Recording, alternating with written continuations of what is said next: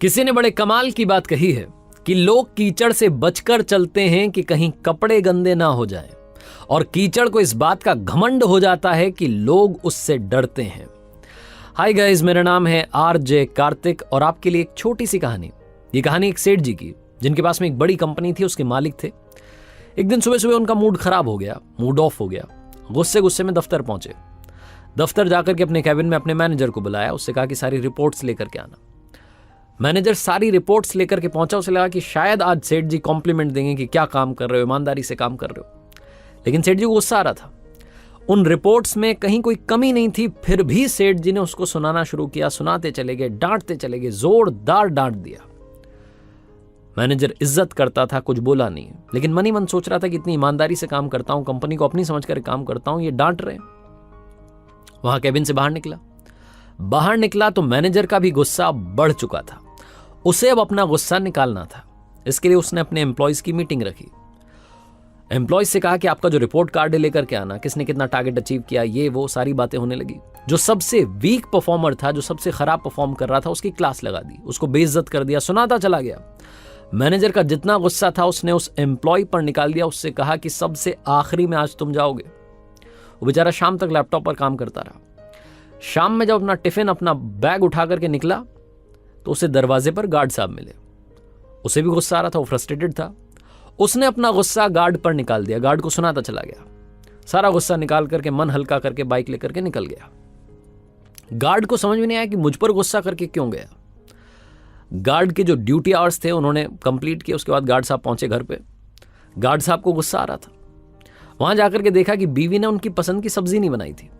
इसी बात को पकड़ करके बीवी को सुना दिया। डांटते चले गए, तुम घर का ध्यान नहीं रखती हो, ये ध्यान नहीं रखती हो, दिन भर का थका आ रहा आता हूं, कम से कम मेरी पसंद की सब्जी खिला दो। बीवी को गुस्सा आने लगा कि ये क्या बात हुई, दिन भर से घर पर नहीं थे, घर आए तो दो प्रेम की बात की जगह गुस्सा कर रहे हैं। बीवी गुस्से में थी, तमतमाती हुई अंदर गई।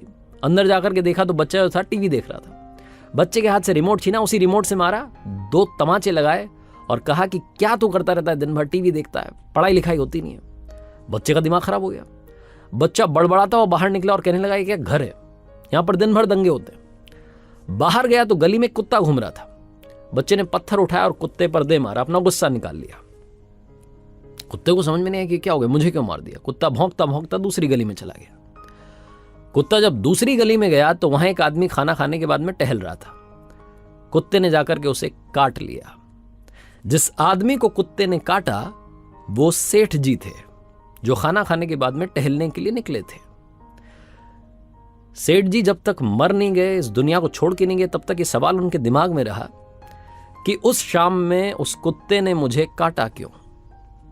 वही सेठ जी जिन्होंने मैनेजर को डांटा था, मैनेजर ने एम्प्लॉय को डांटा था, एम्प्लॉय ने गार्ड को डांटा था, गार्ड ने पत्नी को डांटा था, पत्नी ने बच्चे को डांटा था, बच्चे ने कुत्ते पर पत्थर फेंका था और कुत्ते ने जाकर के उस आदमी को काटा था जो सेठ जी थे। छोटी सी कहानी है, but it's a cycle of Karma. ये कर्म जो कि घूम करके वापस आते हैं। मैंने बहुत पहले कहानी में कहा कि जिस तरीके से एक बछड़ा खो जाने पर सैकड़ों गायों में अपनी मां को ढूंढ निकालता है, उसी तरीके से कर्म का जो रिजल्ट है, जो फल है, जो परिणाम है, वो आपको ढूंढ निकालेगा। अच्छा कर्म करेंगे, अच्छा बोलेंगे, अच्छा सुनेंगे, अच्छा कर्म करेंगे, अच्छा पाएंगे। इसीलिए अच्छे कर्मों के साथ कर दिखाओ कुछ ऐसा कि दुनिया करना चाहे आपके जैसा। याद रखिए, हर सोमवार सुबह 9:30 बजे मेरे social media handles Facebook, YouTube, Instagram पर देखिए मेरे साथ एक नई कहानी।